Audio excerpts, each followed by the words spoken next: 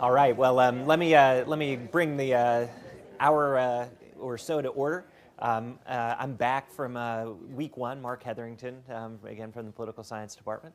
I hope that everybody has done a great job over the course, and I'm sure that they have over the course of the last couple of weeks. Of course, we've had some terrific speakers in Dave Lewis and John Gear, and of course Jim Ray. So we're going to get back to talking a little bit about the connection between Congress and we're going to turn our attention to the electorate as well.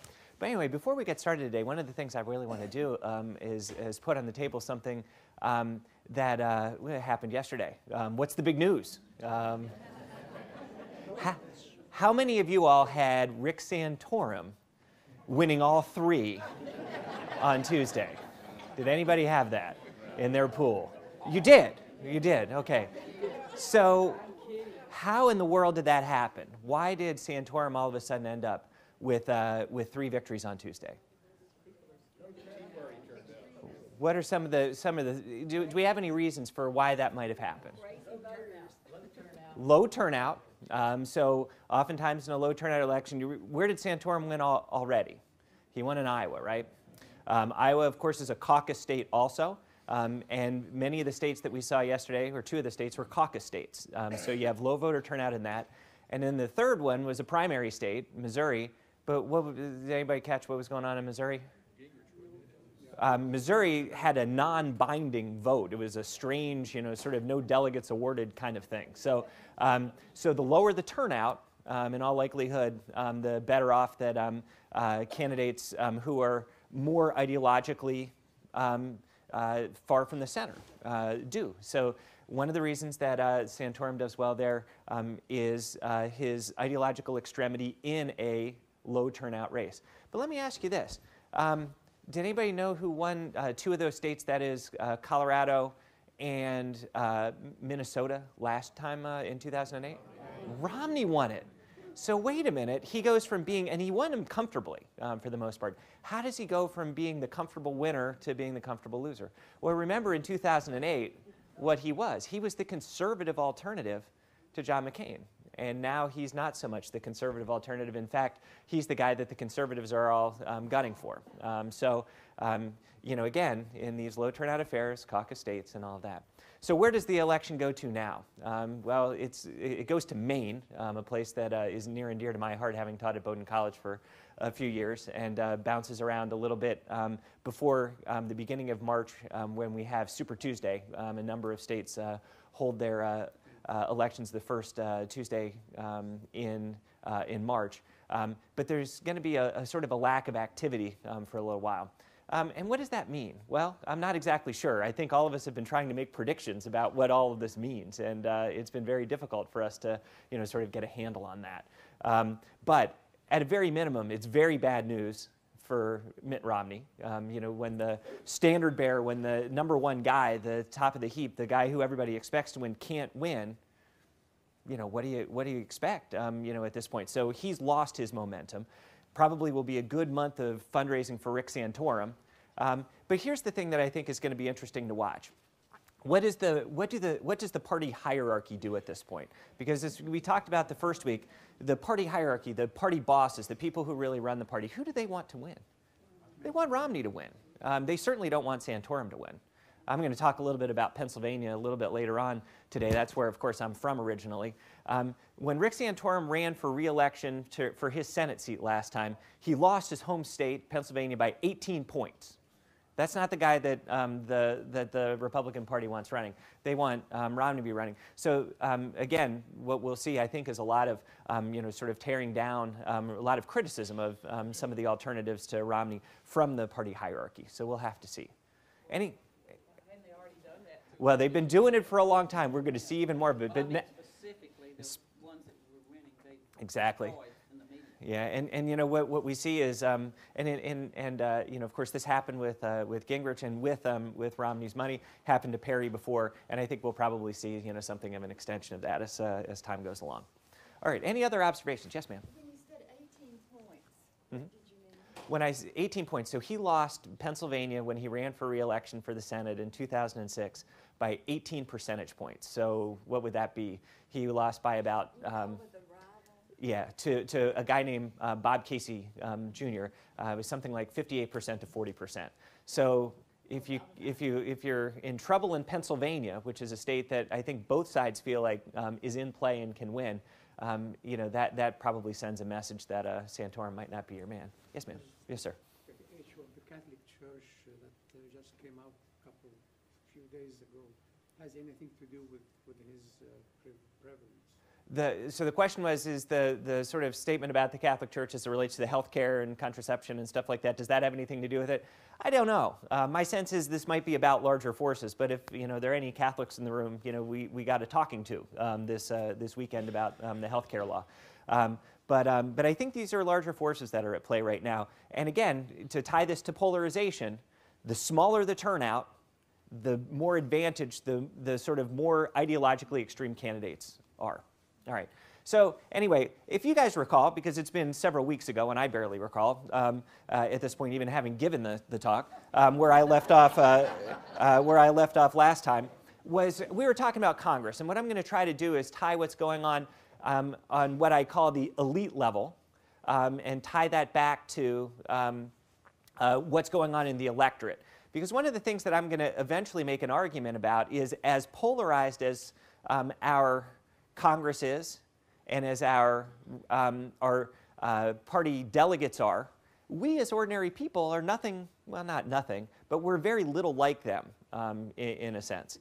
So I laid out for you guys a trend in polarization last time, where I showed that the parties used to be relatively close together in Washington, and then they moved far apart. And I talked a little bit about how that's happened, and I identified that there were sort of two levels on which this happened. The first level, of course, was how the constituencies have changed. And the big change, of course, is the South going from being a solidly Democratic area, and it's, of course, populated by conservatives, and the North going from solidly Republican to more solidly Democrat.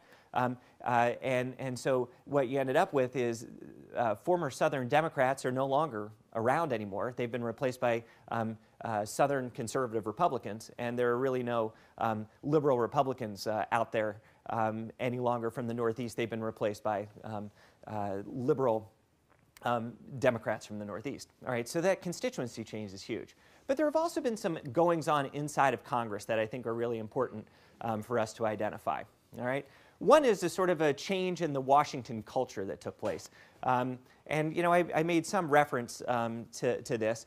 But the Washington culture has changed for a number of reasons.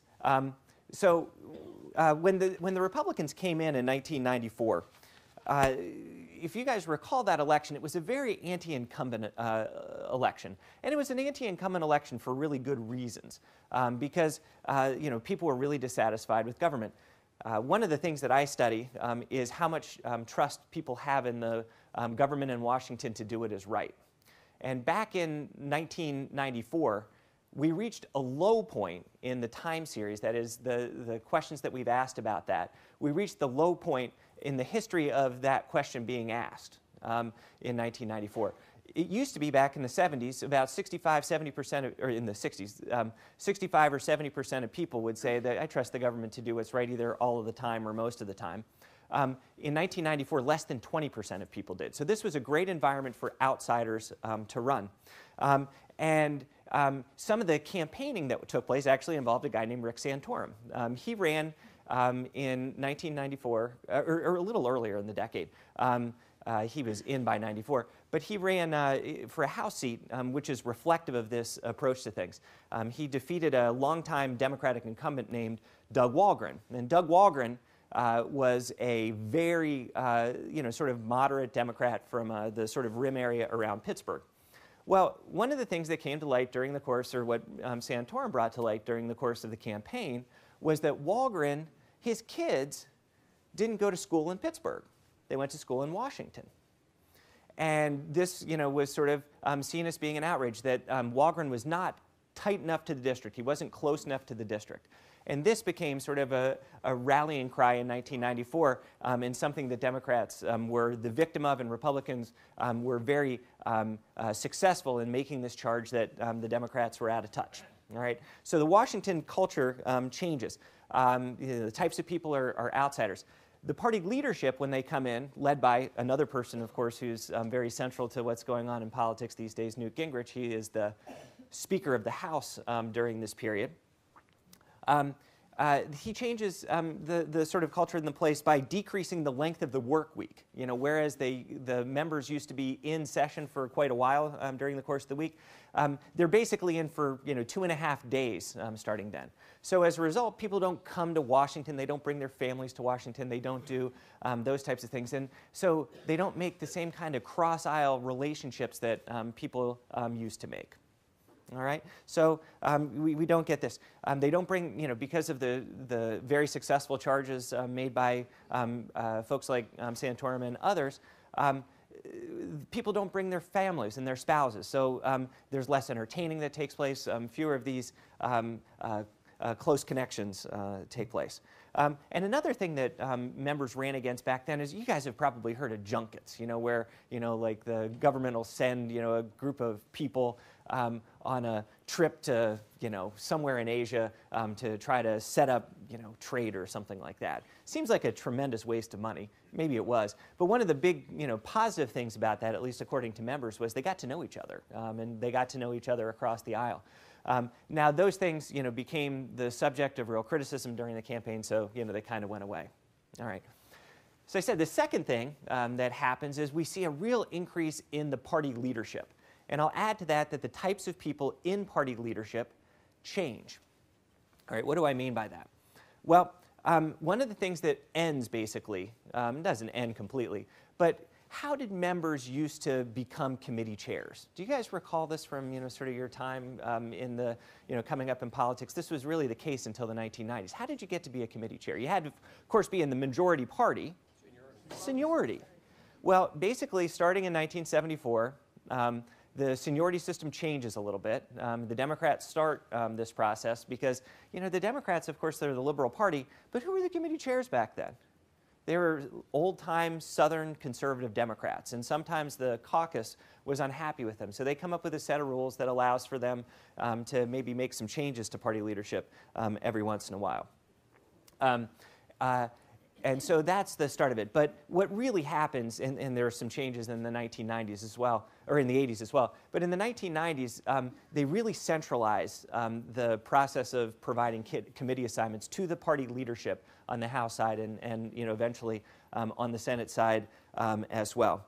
So instead of the seniority system choosing who is going to be the new committee chairs, the Speaker did, or the head of the party leadership. With that in mind, what does this do to the members? What does it do? Does it make the members change their behavior in any way? They have to appeal to the Speaker, don't they? So when the party leadership wants to do something, do they have more incentives to follow along with the party leadership? Yeah, they do. So that's part of what's going on here. Well, we'll talk about Tom DeLay in a minute because he is an interesting, sort of part of this story. And Dick Armey, and also on the other side of the aisle, Nancy Pelosi. Okay, so there's this. Another thing that happens is that committee chairs, how long did they used to be able to serve? Till they keeled over. All right, they could serve until they keeled over dead. But what the party leadership does is they term limit committee chairs. They limit the number of years that they can serve as chair. So that means that there is going to be constant competition for who is going to be the next committee chair after the sitting committee chair, his or her time is up. So as a result, again, we have another device that increases the amount of loyalty to the members, to the party leadership. So this is something that's important. And now let me talk about Tom DeLay and Nancy Pelosi and the like. I also mentioned the fact that the party leaders change. When you think about the party leaders of a bygone era, back in the 1970s, 1960s, who are the types of people who the caucus used to choose? Now, party leaders are elected by the caucus. The speaker is elected by the entire House, but the party leaders are elected by each of the party caucuses to lead them. Who are the types of people do you think that the parties would usually choose? They used to choose, I'll answer the question, they used to choose moderates, people who were in the middle of the party. So my dad, I've told the story already, he worked for a fellow named Hugh Scott. Hugh's is a terrific legislator from back in the day. He was from the center of the Republican Party, what they used to call a middleman. Where do they choose? Where do they take the people from now? Well, starting in the 90s, much more extreme people. So you have Dick Armey and Tom DeLay among the Republicans, who are among the 5% most conservative members of the House. And on the Democratic side, you have something similar in Nancy Pelosi, who's very liberal as well. Not as liberal as DeLay and Armey are conservative, but still very, very liberal. So why do they choose those folks? Because they can raise money. All right. The reason that we start to choose these party leaders that are at the extremes is because they are successful fundraisers. They can tap into what you might think of as ideological donor networks that allow them, to do that. And so as a result, we end up with much more polarized party leaderships, and that is reflected in the caucus as a whole for some of the reasons that we have. I won't go through what the happenings in the Rules Committee are. That's a little bit arcane. But there have been some things, devices on the House side that also increase party discipline and this voting together and hence polarization. But let me make a point at the last one. I went to this conference a number of years ago at Princeton, and there were a number of folks who were in attendance who were former members of the Congress. And one of the things that they pointed to about why we're in such a polarized environment within the boundaries of Washington is because the members are so, the majorities have been so narrow for so long. When it seems like the other side, the minority party, can win the majority back in the next election just by picking up a few seats, what it seems to do is create a team mentality. It really brings people together. And as a result, we have these huge differences in voting behavior among members of Congress. All right, so let me leave Congress for a moment and move to another type of elites. So what I'm looking at here are activists, people who are delegates to the National Convention. What types of people are they? Well, you know what? They're polarized too by party. They're very different from one another. They have very different ideas about how the government ought to run. So I have a couple of examples of that. Now, each 4 years at the National Nominating Convention, they have the New York Times and CBS News does a survey of the delegates, and they ask a set of questions. And one of them was, should the government do more to solve national problems, or is government doing too many things better left to business and individuals? All right, so that's the classic Democrat versus Republican divide, right? Big government versus small government. And 83% of Democratic delegates say the former, while only 3% of Republicans do. And of course, you have the exact reverse, basically. And there are a few don't knows in there, but it's very interesting. The next piece is providing health care coverage desirable, even if it means raising taxes for some Americans. Democrats are willing to raise taxes in order to cover people as far as health care is concerned. Republicans are not. The differences are equally stark as it relates to foreign policy. If you take a look at support or opposition to the Iraq War, there were almost zero Democrats who said the Iraq War was a good idea in 2004, and there were almost no Republicans who said the Iraq War was a bad idea among the delegates in 2004.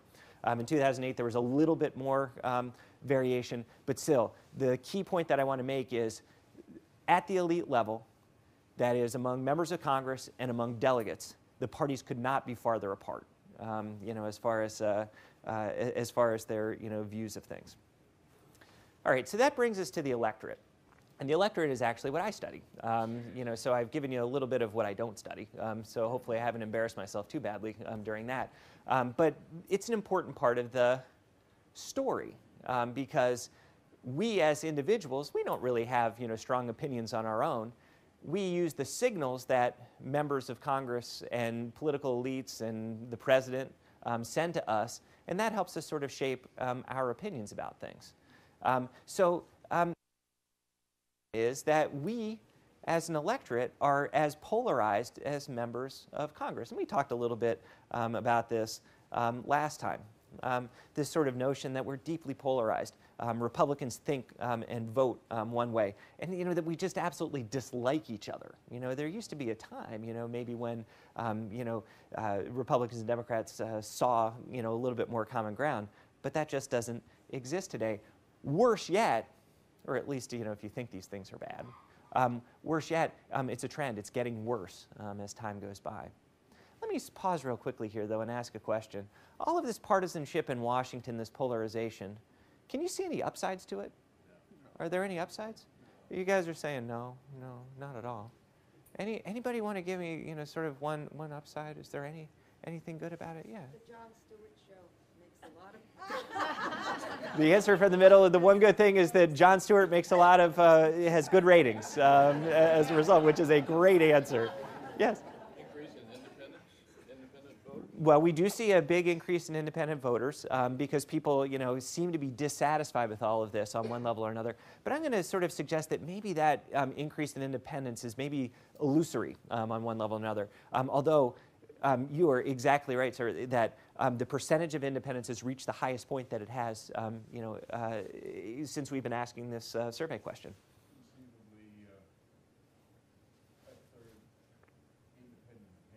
Mm-hmm. So, and to the extent that we think an independent candidate would be desirable, this might be an interesting environment for that. And we talked about this a little bit last time. If David Petraeus walked out and decided to run for president, would he win in 2012? Maybe. It would be interesting to see. Yes, sir. I'd like to quarrel with your words a bit. Oh. You say we dislike each other. Uh-huh. I think the correct statement is we dislike each other's opinion. Now, this is a great point. Because that makes it sound extremely hostile.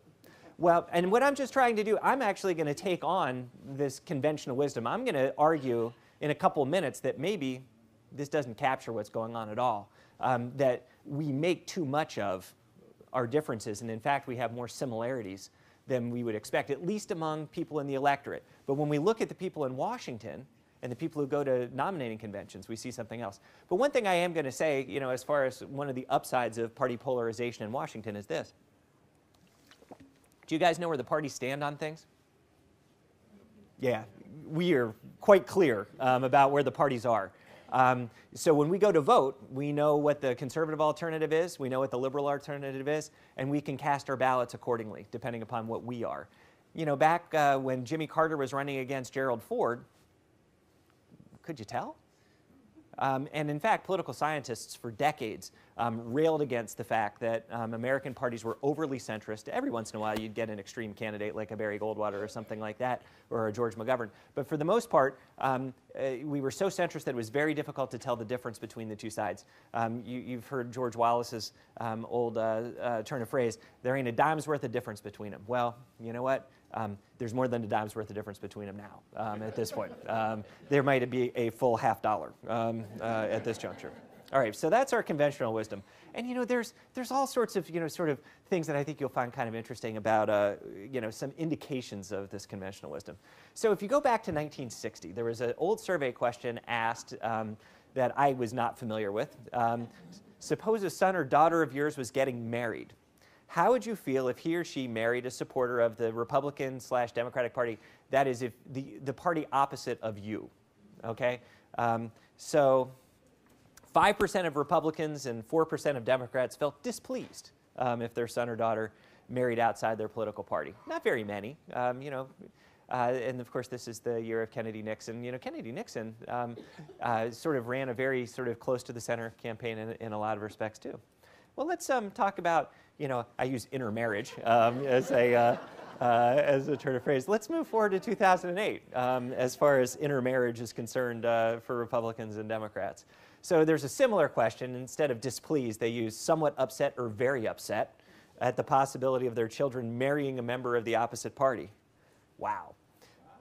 So nearly a quarter of Republicans and a fifth of Democrats say that they would be unhappy, or I'm sorry, yes, upset or somewhat upset with this turn of phrase. And if I asked you, do you think it's gotten better or worse? It's 2010, more intermarriage, ta-da. Similar question, this was somewhat or very unhappy at the prospect of inter-party marriage.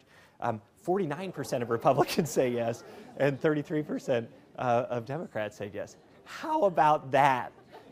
Now, I mean, I don't know how seriously we want to take all of this. As people take surveys all the time now, and it might be that many of them are just sort of saying, what they think is funny.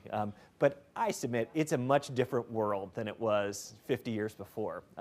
So much so that the idea of marrying outside of your party is somewhat problematic, very serious.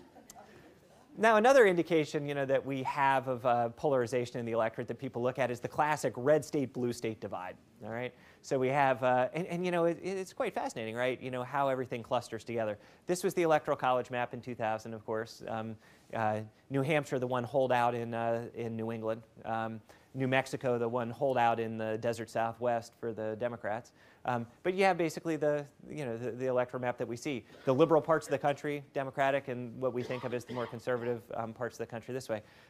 And we talked a little bit about how consistent that electoral map was as well, sort of written in stone. And if we go back to the 1990s, fully 31 states have voted the same way in every presidential election from 1992 all the way up through 2008. So that sort of suggests a certain level of polarization too, doesn't it? The fact that we don't exactly see, we see things so differently that even as conditions change, we still support the same party's presidential candidates in pretty much every election. Now this is 2008, and some things change. We get a lot bluer as far as the map is concerned. How come? Did Obama come up with some way to sort of pick the electoral lock in some way on some of these Republican areas, or is it something different from that? Should we think that this is what the map's going to look like next time? Actually, next time, if Rick Santorum is the candidate, it's going to be all blue. But in all likelihood, well, it's true. Don't be too sure. It's a good point. But I say that from the perspective of Republican elites. They would be very concerned about that. But no. So how did the Democrats get all of this this thing? How did they do it? The economy, exactly. So as the economy suffers, the out party always does well. So with the economy suffering, we should probably, if you have two evenly matched candidates, we should see, sort of a drift in the Republican direction as a result, regardless of who the candidate is. Yes. I'm so glad. I am so glad that you asked, because in fact, I mean, this almost never happens, but I do. As far as these things are concerned. But I'm gonna keep you waiting at least a little bit. No, I'm not. The thing that's interesting. Let's go back a minute. We think about Tennessee, right? We talked about this last time. Nashville and Brentwood are two different places, both in the same state. And so looking at the state as the unit of analysis, what we say in political science, the unit of analysis, the way that we analyze our data, might not be the best way to do it. This is an observation of James Carville's. James Carville has actually, oddly, a deep set of connections to Pennsylvania. He ran 2 successful gubernatorial campaigns in Pennsylvania before he ran Bill Clinton's successful presidential campaign. And of course, he has the quote that, Pennsylvania is, Pittsburgh on one side, Philadelphia on the other, and Alabama in between. As I note, I grew up in the Alabama part. I'm from Harrisburg, Pennsylvania, in the middle. And I worked in the state legislature for a member from the center part of the state as well. And it's a very conservative area. But if you go to Pittsburgh or if you go to Philadelphia, it's a very different state, just like if you go down I-65 from Nashville to Brentwood. So these are the red and blue counties. I can't believe you're my favorite student ever, just for having asked this question. So these, instead of looking at the state level, now instead what we're doing is looking at the county level. And what you see is, in a sense, a very different map. Yeah, you can see us. A little bit of blue. I think we're in the middle of those two blue areas in Tennessee. We might be the right side one. I can't tell. But yeah, we're the right side one. But in any case, the county level is something that's quite a lot different. And you see blue areas in all sorts of parts of the country. Big swaths of red, of course, in the middle. And you see red areas, in places where there's, usually, just blue. Aren't all the major urban areas blue? You're killing me. You have all the answers. So I'm going to get to that, in just a minute. Some advantage to being old. I have to say, I'm on a research leave this semester, and this has been as much fun as I've ever had teaching. I came back from having taught the first of the lectures, and I was just on such a high. I just so much enjoyed, teaching you guys the first class. And, I came in today with a little bit more trepidation because I understood that you guys were looking for a little bit more of a lecture format of things. But it's been equally fun. So I appreciate, how wonderful you guys are as an audience in that sense. But anyway, so let's talk about this guy, Bill Bishop. He has this book called The Big Sort, and it's a great book if you're ever interested. And what he shows is that over the past 30 years or so, Americans are, in a sense, residentially segregating themselves by party. So if people are moving into a new area, say, they're liberal, they'll move into Davidson County here, the Nashville County, rather than into Williamson County. And if they live in an existing place and they have, the ability to be mobile, they'll sort themselves, in a sense, out of conservative areas if they're liberal, or out of liberal areas if they're conservative, and into the appropriate one. And this is quite a lot different. I talk with my parents all the time. My parents are probably older than almost all of you all. They're in their mid-80s, and they grew up in New York, in the city. Dad grew up in Queens, and Mom grew up in Jersey City. But you didn't get a chance to really pick, who your neighbors were. And there was a lot of heterogeneity, difference between neighbors. People who were, liberal live next door to people who are conservative, and vice versa. And in this day and age, what our man Bill Bishop shows is that they're doing less of that. So we have people sorting themselves into neighborhoods based on their party. And so what are the ramifications of this? Well, this is going to be relatively difficult to read, but I think you can get the sort of broad sense of it. And this is from Bishop's book.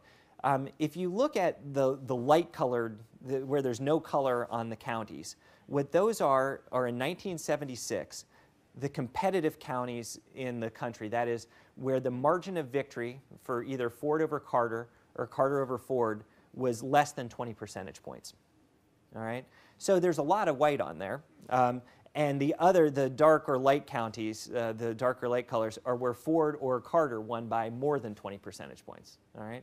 So we see more competitive areas than not. And of course, this is a very close election, so we would think that this would be a pretty competitive election. So let's jump forward to 2004. We also had a very close election, right? But what Bishop points out is that there's very little white on this screen anymore, is there? So that means that the counties where the candidates are winning or losing by 20 or more percentage points of the vote is increasing rapidly. It used to be that almost none of those, that more than half of the counties were competitive, and now something on the order of 3/4 of the counties to 4/5 of the counties are uncompetitive. About gerrymandering coming to you? Well, it's a great question. What the gentleman in the front here asked is, what about gerrymandering? And how does that fit into all of this? Well, one of the things that's interesting, of course, gerrymandering is a phenomenon that relates to congressional redistricting. So when the congressional and state legislative districts are redrawn, they're redrawn every 10 years to reflect changes in population. What this does is makes it a lot easier to redraw districts, to pack people into uncompetitive districts, which we see an increasing trend towards as time goes by. So that is definitely one of the things that's going on. Any other questions or observations about this? All right. So, we have these big divisions. But what we haven't talked about, and again, we're still on the conventional wisdom now. This is all suggesting that we're so different from one another. And I want to emphasize, that point. This is sort of suggesting that. But what is it that actually divides us? And, so one of the things that, this map, gets to is that whereas there used to be slight differences in geography that used to divide us, those are not necessarily the things that divide us any longer. They're actually, quite large things. And I'll get to that in a minute. So there's a guy named Michael Barone who is a long-time and esteemed political commentator. And he has an essay on what divides us politically called the 49% Nation. And what he pointed out over the course of several different elections was nobody could get over 50%. Now that trend has changed, but what we've been getting is a flip-flopping back and forth since the 49% Nation sort of passed. Democrats and Republicans are able to build just barely over 50% coalitions, and that's the way things have gone. And geography is one of the things that he looks at. So if he looks at voting patterns comparing the big metro areas versus the medium-sized metro areas, and then the rest of the North and the rest of the South. And what he finds is this: big metro areas are key for the Democrats. In fact, those big metro areas are or were and continue to be as solidly Democratic as like the best case Democratic candidacy that we've seen over the course of the last 60 years. That is the 70 years. The Johnson over Goldwater victory. Those cities vote like, go to Manhattan, it's like 80-12 in terms of Democrat to Republican voting. On the other side of the coin, the rural sort of outlying areas tend to be those that are, overwhelmingly Republican. Now, Barone has a sort of an interesting, kind of take on this. He thinks that this set of circumstances is advantageous to which party, do you suspect? The Republicans, he says, because the counties that are growing at the fastest rate tend to be rural, outlying counties. So this is sort of part of his argument, and thinks that, we're going to see this sort of emerging Republican coalition as time goes forward. I'm going to hold on to that for just a minute. But what you have is the big metro areas, the Los Angeleses, the New Yorks, and stuff like that, very Democratic. The medium-sized cities, the Nashvilles, the Pittsburghs, sort of in between, and then of course the rural parts of the country, for the most part, pretty darn conservative, pretty Republican in their voting. All right, so geography divides us. And that's new, all right? Rural places have always been a little bit more conservative, urban places a little bit more liberal, but this is, much greater than it used to be. What else divides us into two nations, according to Barone? Well, he says culture, all right? So what was the sort of key divide between the parties for decades? How big the government ought to be. How much should we spend on various government programs? So issues that involve government involvement in the private sector. That's what divided Republicans from Democrats. And Democrats were more activist in their approach to these things, and Republicans more laissez-faire, more hands-off about how to deal with economic circumstances and things like that. According to Barone, that divide, that economic divide, has been replaced by religion. All right.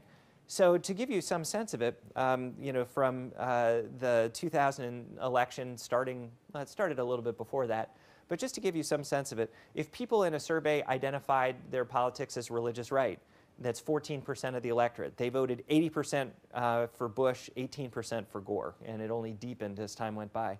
If you identified yourself as non-Christian or not religious, and that's about 15% of the electorate, then you voted better than 60 to 30 for the Democratic candidate, Gore. if you want to get down to church attendance, leaving aside the religiosity or denomination, I guess, those who attend religious services weekly, about 42% of the electorate, they voted for Bush by 20 percentage points more. So 59% for Bush, 39% for Gore, and it deepened even more for Kerry in the next election. And for those who say they attend church seldom or never, again, 42% of the electorate, you have a 56-39 advantage for Gore. All right? So religion, which didn't used to make much of a difference back in the 1970s, that is, or even into the 80s, as far as voting behavior is concerned, all of a sudden emerges as a real force in that. So what Barone identifies the divide as being is observant, tradition-minded, moralistic nation versus an unobservant, liberation-minded, relativistic nation. And the big issues, according to Barone, that divide us are things like abortion rights, gun control, and the environment. All right, so I'm going to pause there. And so in that sense, you have sort of, Barone actually writes from a conservative perspective. And, this would sort of embody what I think Sarah Palin, when she talks about the real America, has in mind. Yes, sir. There was a piece on NPR in the last couple of days saying the divide is greater than that. We eat different food, we watch different television shows, different movies. The cultural divide in this nation goes much deeper than just... Okay, so the gentleman over here said is that, NPR had a piece on the other day about how different we are, Republicans and Democrats, across all sorts of things, the foods we eat, the television programs we watch, and things like that. Once more, you're killing me. I'm going to talk about that next week and show you just how different, Republicans and Democrats are. So I am not going to talk about that at all now because I won't have anything to talk about next time. But it's a great observation. NPR is right in their reporting as far as that is concerned. It's really quite striking. Yes, sir. How about the rise in the Hispanic population? Where does that fit into all this? Okay, so Barone makes an argument. Let me hold on to that for a moment, Jim. I'll bring that in a moment. Yes, sir. Why isn't race on here? That surely is And race, okay, so and I can put these two together. So there are two things that Barone doesn't talk at all about. And I think, well, especially one thing that Barone doesn't talk about, well, you can call it two, race and ethnicity, in this sense. So, but real quickly, let me talk about where Barone is going with this, and then I'll bring, these 2 points about race and ethnicity in. So Barone uses this argument about polarization to suggest there is polarization because things like abortion, gun control, and the environment, those are polarizing issues. Religion is a polarizing thing. People tend to think that, their religious grouping is right, versus wrong, good versus bad. So politics divided along these cultural lines is just going to be hotter. It's going to be meaner. It's going to be more angry and polarizing. That's what Barone's argument is. He also further makes the argument that that this sort of divide is advantageous to Republicans in a lot of ways because churches are well organized. They're great, sort of mediums for organizing political action and stuff like that. So he has, this belief in the very strong belief in the that religion is a plus. Now, there are a couple of other authors who make a counter-argument. Their names are John Judas and Roy Teixeira, both of whom write from the perspective of the political left. And they note that while it is true that a lot of organization takes place around churches, one of the things that's happening, so if you had to guess, over the last 20 or so years, have religious commitments increased or decreased in percentage? Decreased. So if we were becoming a more religious country, then this trend would probably be beneficial to the political right. But we're becoming a more secular country, which might be some advantage to the political left. My sense is it probably cancels each other out in a lot of ways. We certainly have seen no emerging Democratic majority and no emerging Republican majority. But let me take on the race and ethnicity question because we haven't brought this into account yet either, and I'll talk a little bit more off the cuff about this. But if you're going to identify blocks of voters who really differ in their voting behavior. Race is the most different. African Americans vote about 90 to 10 Democrat to Republican, and Latinos vote about, at least in the last election, about 2 to 1 Democrat to Republican. And actually, a whole range of different ethnic and racial minorities all vote increasingly Democratic, and white Americans vote increasingly Republican as time goes by. So this gets at another potential source of polarization, where you have an increasingly non-white Democratic Party and an increasingly white Republican Party. Yes, sir. What's the split with the Jewish population? Presumes substantially Democratic. Still substantially Democratic, a very small group, so 2% of the population, and all of that, but a group that probably is, I can't think of the numbers right off the top of my head, but probably Democrat to Republican in the same percentages, maybe a little bit more than Latinos, and a little less than African Americans. Yeah. That being said, do you think that has a basis on those blue major metropolitan areas voting Democrat? It would be small, yeah, to the extent that Jewish Americans tend to be more urban living, yeah, so there would be, something to that, but not a huge part. But certainly not as big of an influence as the racial, component of this. African Americans make up about 12% of the population, Latinos about, 13 or so, yeah, so, yes, ma'am, I'm sorry. What do you say about Steve Cohen's contention that the gerrymandering is taking out all the Jewish neighborhoods in Memphis? I never realized there were Jewish neighborhoods. Yeah, well, it's not anything I can speak specifically to, at this point. But the way the districts are redrawn, it can really make a difference in terms of the way the members behave. There's no question about it. Other questions or observations? Yes, sir. Could I ask you to please repeat the question every time? So we Oh, I'm sorry. No, I'm talking about not just that one. Wherever Yeah. you are. Okay, I'll make sure to do that. No problem. Yes, sir. If there's such separation along cultural lines, geographic lines, to the point where you don't want an intermarriage line, why do you think we're not nearly as divided as appears to be? Okay, so the question is, if all of these divides are really taking place, how can I possibly think that we're not divided, in this way? You guys have anticipated once more where I'm going. So an author who teaches at Stanford University, Fiorina, he challenges the conventional wisdom, challenges the notion that there is this religious divide, this culture war. I mean, it's not to say that people from different religious backgrounds and traditions don't vote and behave politically differently. In fact, they do, and these things are getting, increasingly, these divisions are getting increasingly sharp. However, it's also important to keep in mind that Republicans and Democrats, whether they're religious or not, don't necessarily disagree about the issues as much as you would guess. So what Fiorina argues, and I think he's right, is that America is polarized at the elite level. Congress is the most polarized that it's been in years. Delegates to the party convention see the world completely differently than each other. But ordinary citizens, folks like you and me, are not polarized.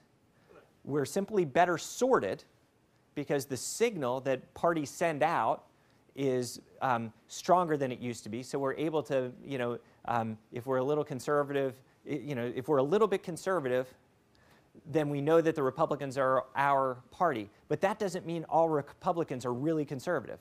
And if we're a little bit liberal, we know that the Democrats are our party now. Some of the slightly liberal people used to identify as Republicans.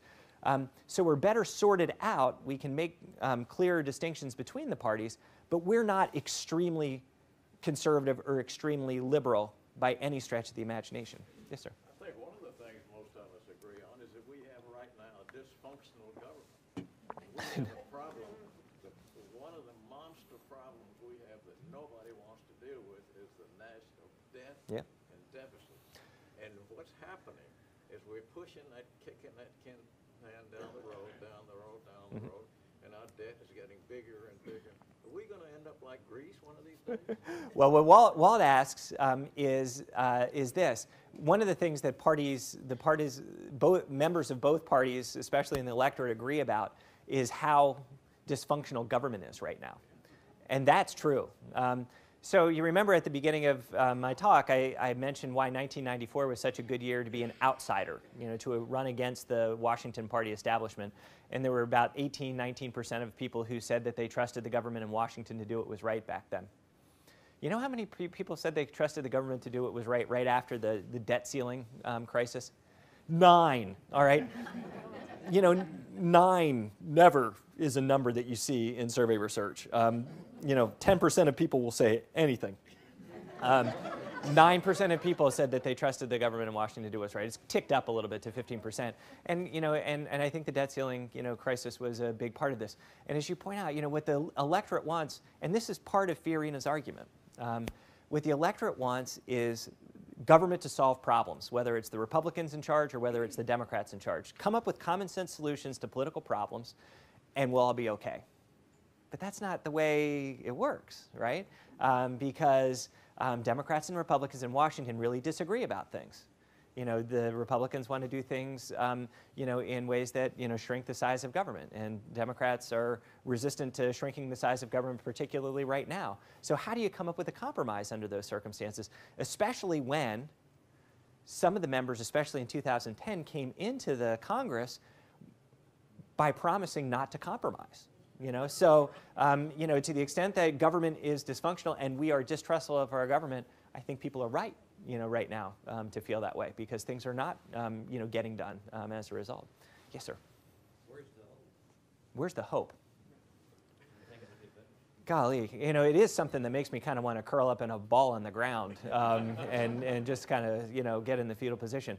Where I think the hope comes from, if I'm going to talk about this a little bit at the end of the last of the lectures that I give. I think things will get better if the economy gets better, because then everybody will have incentives to make compromises. Right now, the economy getting better, is not happening. There's a lot of incentive to run against government, be against everything. But if things start to turn around a little bit, that could lead to, more willingness to find, ways to compromise. But I'm not real excited about the possibility for compromise and things getting a lot better real soon. I think it's going to be tough. Yes, ma'am. Why doesn't the electorate and the media call out the political class persistently on putting self-interest, their re-election hopes, above the public welfare?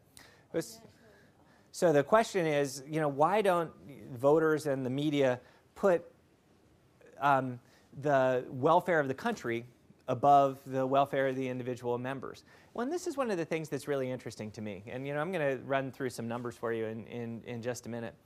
But, we honestly do have this very polarized Congress. And, I really do think that at least on policies, we have a pretty unpolarized electorate.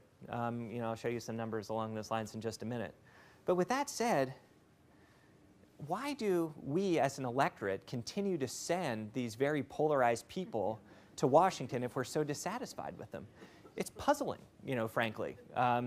There's something to be said for the fact that it's not my member, it's all of the other members, because, I know my member, and my member is the good one, and without him or her, we'd really be in trouble. So part of it's that, but part of it is, people just don't really know, in a sense, how extreme, their members are. But I will say this, one of the things that I definitely see in the numbers is this increasing dissatisfaction, which I think indeed will, produce the potential for some bigger changes ahead. The dissatisfaction is very, very high at this point. And it's true, for both sides of the aisle right now, both Republicans and Democrats. Yes, sir. Why has the electorate demanded that our Congress present and debate and adopt a budget? So the question is, why doesn't the public demand that the public or that the Congress debate and pass a budget? I don't know. I mean, how many people? You know, I think you know. You know, I guess the answer is most people don't know that we're operating without a budget. And if we did, we'd probably be more dissatisfied with that than ignorance allows us to, you know, get by on. Yes, ma'am.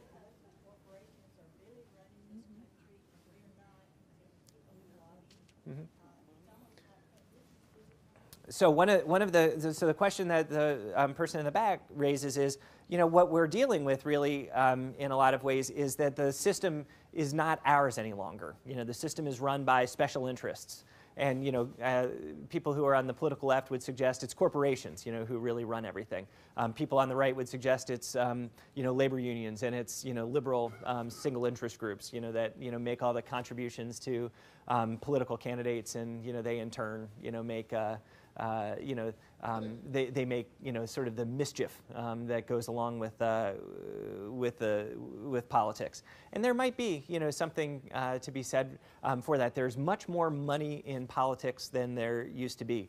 But it's hard, it's very hard to prove that point. And I'll just make an example of it. Let's take a labor union. And let's say we have a relatively liberal member from, you know, one of the major cities, you know, say Detroit. Let's say a labor union makes a big campaign contribution to that person, and that person votes on behalf of labor. Can we say that that person voted on behalf of labor because the big campaign contribution, or because that person represents a group of people to whom labor is important? You know, and again, I think that money matters, and I think more importantly, the public is so fed up with how much money that there is in the system, you know, that it's an issue. But you know, one of the things political scientists always want to sort of caution against is how strong our beliefs can be, or how strong our evidence is that it actually causes members to behave in ways that they wouldn't behave otherwise. But it's a great point, and it's even more so now with some of the recent court decisions, which have put even more money into the political system, and money in unlimited amounts. You know, several of the candidates are raising money through these things called super PACs, you know, in $2 and $5 million increments. You know, do I think that buys you some access? Maybe a little more than that. And the public is, you know, sort of fed up with that. Let me get a couple hands of people who haven't gotten a chance to speak yet. So this hand first. Staying with the subject you're just on. Mm-hmm. In Tennessee, all the gun legislation, Mm-hmm. when they polled and surveyed, it showed 70% of Tennesseans Yeah. were against it. So isn't that money that's doing that? And then right now with the wine in the grocery store, same Mm-hmm. thing. We just voted against that when the Yeah. popular is. So that's where it seems like it's out of the control of the popular. Yeah. And those are great examples. So what the person brought up over here is that there are some examples where you see the public will, in a sense, not being done. Whether it's on gun legislation, these are, you know, sort of more liberal things. Or if you went to the national level, you know, the public is, you know, pretty enthusiastic about environmental regulation.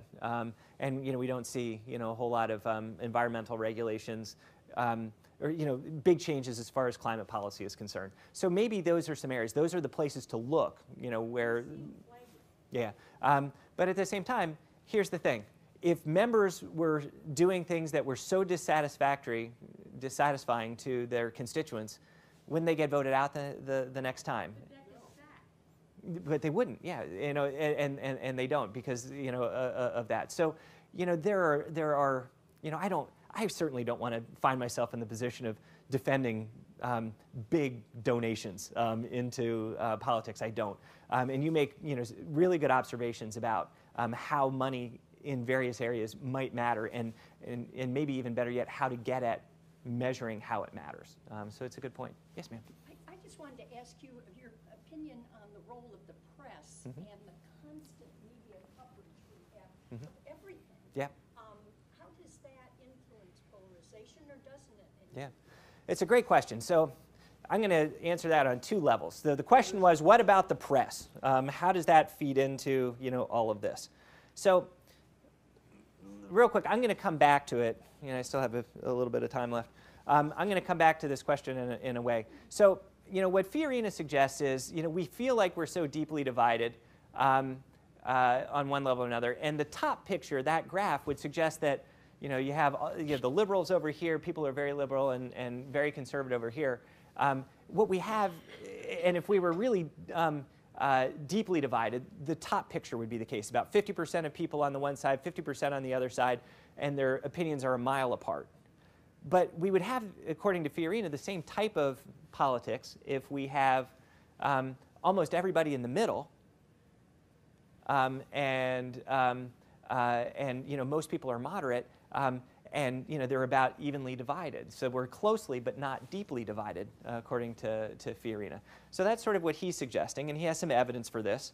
He shows surveys that show that red and blue states don't differ significantly on lots of things, like feelings toward ethnic and racial and religious groups, on their issue positions.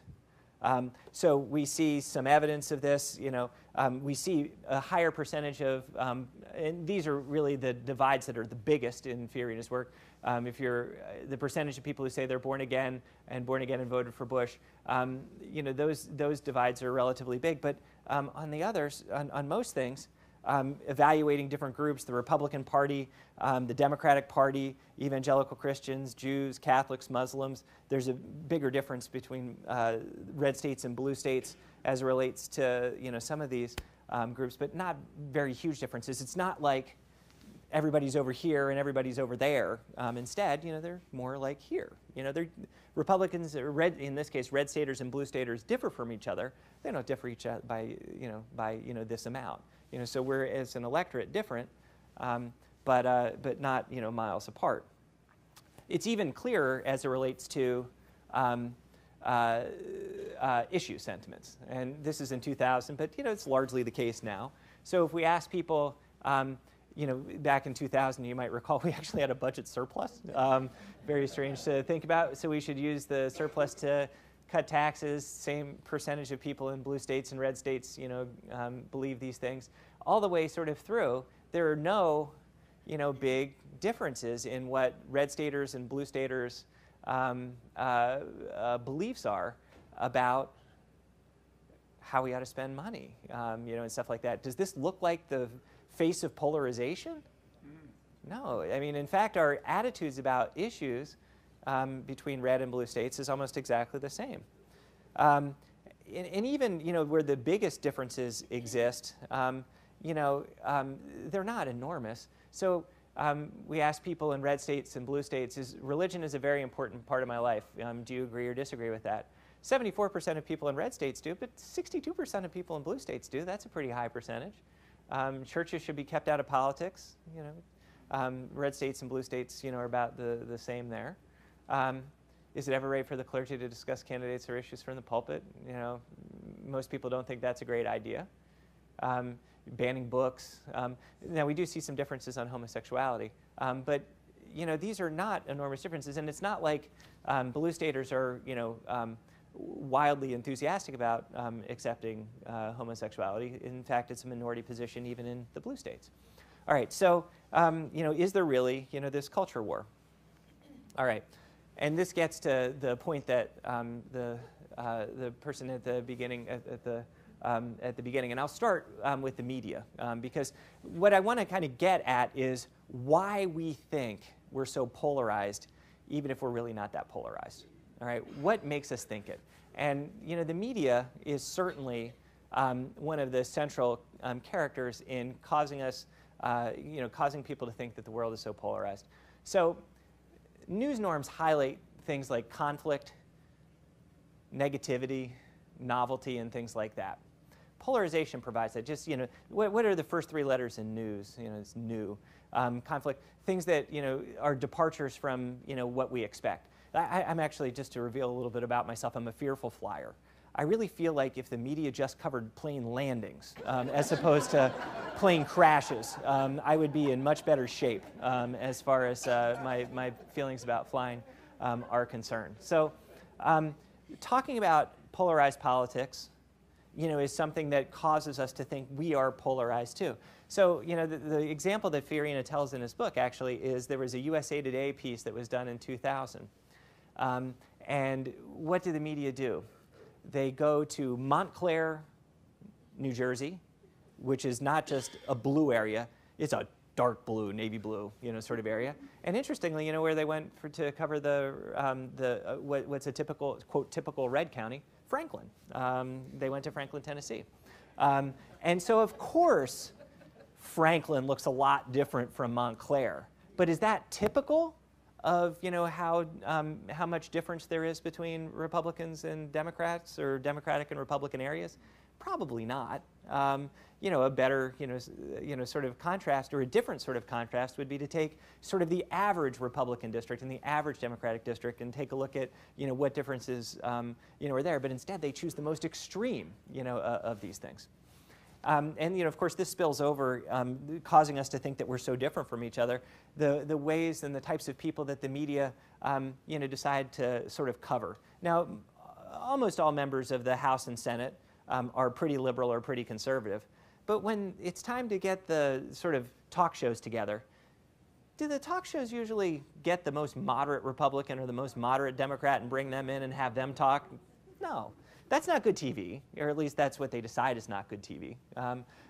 What they do is they get the most conservative and the most liberal and have them yell at each other. And this is, there's actually some very interesting research by a woman named Diana Mutz that suggests that the incivility that comes from those types of conflicts between very conservative and very liberals on TV, actually undermines our trust in the institutions.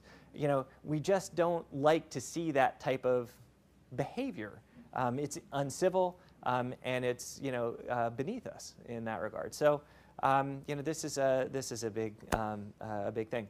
And one of the things that we find is that if you ask presidential approval questions right now, 80 or so percent of, or 90 or so percent of Democrats will say, actually, 80 or so percent of Democrats will say they approve of the president, and about 10% of Republicans will say they approve of the president. That looks like polarization too. But that's just maybe because of the choices that we have, right? And the same was true with George Bush. We had a very conservative president before. We have a pretty darn liberal president now. And as a result, we end up with these polarized evaluations. But what if we had a moderate president? What if, I don't know, what if David Petraeus were president? Do you think that we would have this partisan divide as far as presidential approval is concerned? Probably not. It would probably be, quite a lot different. So part of the reason that we, tend to see the world as so polarized, is because we only have, sort of two choices. And then, of course, we have this sort of activist base of people, the people who speak with the loudest voice. They're not like the rest of us, but that's who we hear. And that, again, is what causes us to think, the electorate is sort of so polarized in that regard. All right, so I've kind of reached the end. I'd love to answer some more questions and give you some ideas. There are a couple of hands that have been up, and I just want to make sure I get to. Bob, yeah. Does polarization enable the two-party system, or does the two-party system promote polarization? It's a great question. So the question was, does the two-party system enable polarization, or is it just a product of it? And my answer to that is, you have to think about this over time. Two parties, generally speaking, don't produce polarization, or at least in most of our lifetimes, it hasn't. Most of the 20th century was really characterized by small differences between the parties. I mean, Republicans and Democrats were different, but not by a ton. And the reason is that in a two-party system, how do you win the elections? You win by winning what's called the median voter, the middle voter, who's usually, pretty moderate, in an election. If you are in Europe and you want to win elections, every vote counts because they operate under what's called proportional representation. You get 20% of the vote, you get 20% of the seats. You get 30% of the vote, you get 30% of the seats. That produces more polarization. That is, there are more sort of fringe parties of the far right and the far left because everybody gets represented no matter how many votes they get. So I believe the two-party system actually ordinarily reins in polarization, and our parties aren't as far apart as European parties are still. But it seems to be challenging that, that regularity that we've seen, in American life, at least in the 20th century. Now, if you go back to the 1800s, to the extent that we can measure the voting behavior of legislators, we saw a lot of polarization then. I mean, Civil War, polarization, right? That's pretty serious stuff. So it's not like we've never seen this before. And in fact, we've seen plenty of polarization over the course of the centuries. But it's, it's back and in full force right now. Yes, sir. Talk a little bit about the surveys that were taken, say, back in the 60s, when we had print media and 3 news channels, versus now social media and lots of television beyond one. Okay, so the question is, how has the change in the media environment changed things on one level? And I think your question sort of is maybe getting at this as well. So now we have, so a couple of things are the case. I can't remember if I mentioned this last time, but if so, forgive me. What has happened because of the media environment is we have this, developing of haves and have-nots as far as political information is concerned.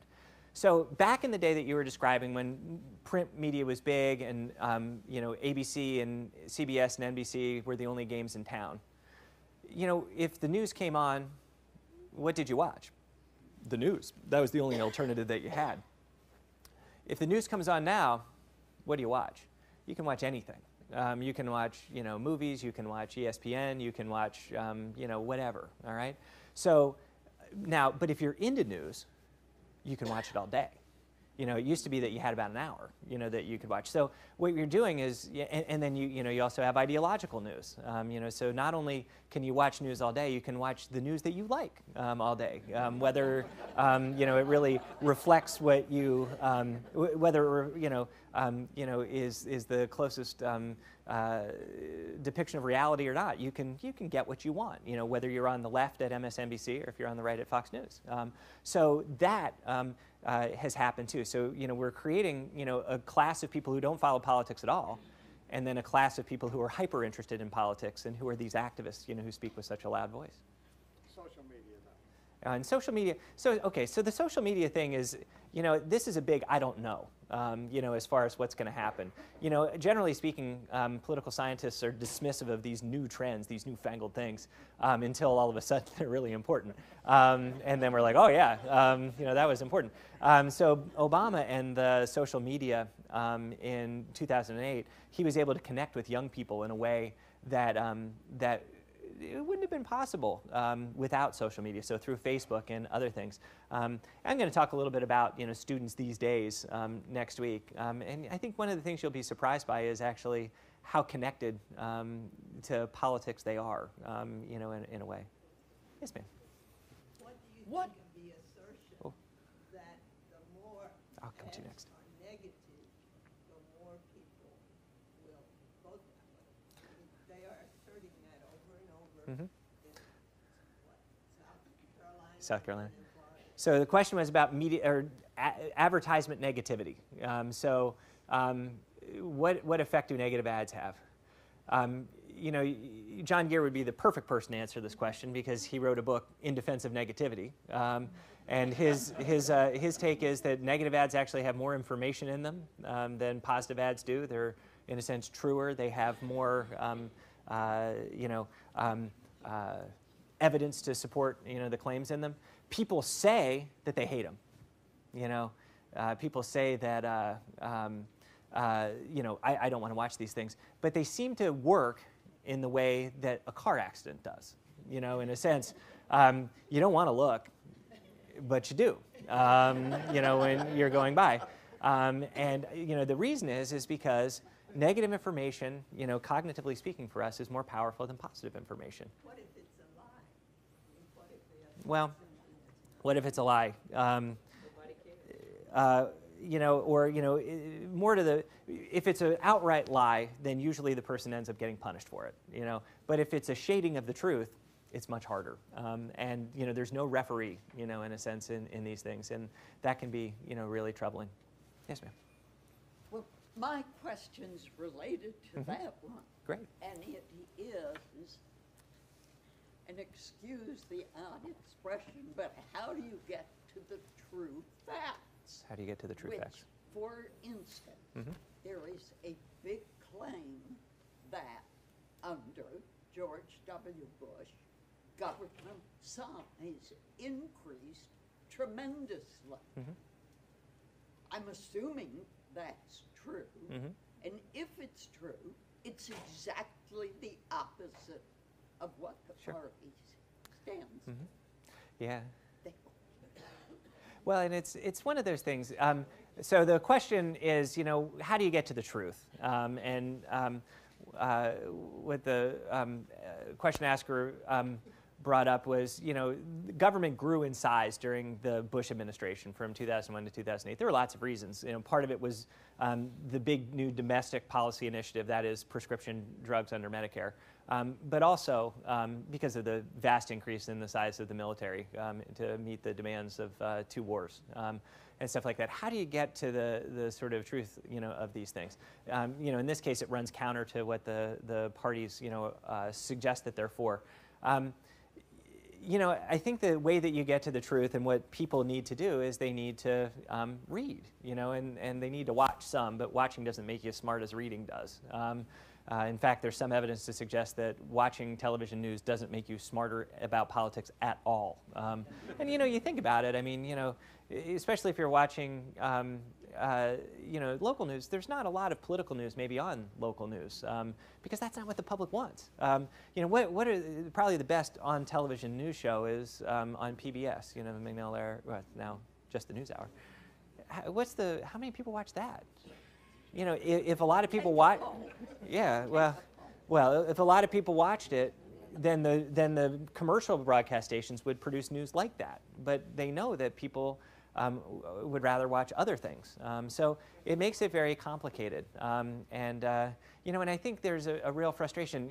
I hear a number of people whose politics probably are a little left to center, expressing, some discomfort with the fact that, people don't see the truth, and if they did, then they'd feel differently. But people on the right feel the same way too. They feel that, if the truths about, the Obama administration would just come out, then, he wouldn't be winning, in the polls, right now over Mitt Romney. So it's hard to, know specifically, what the best balance of these things are. But if we could engage the public, that would probably be, sort of the big key.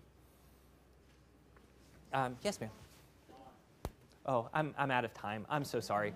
But we'll be back next week. So hold your questions, and we'll look forward to it, okay?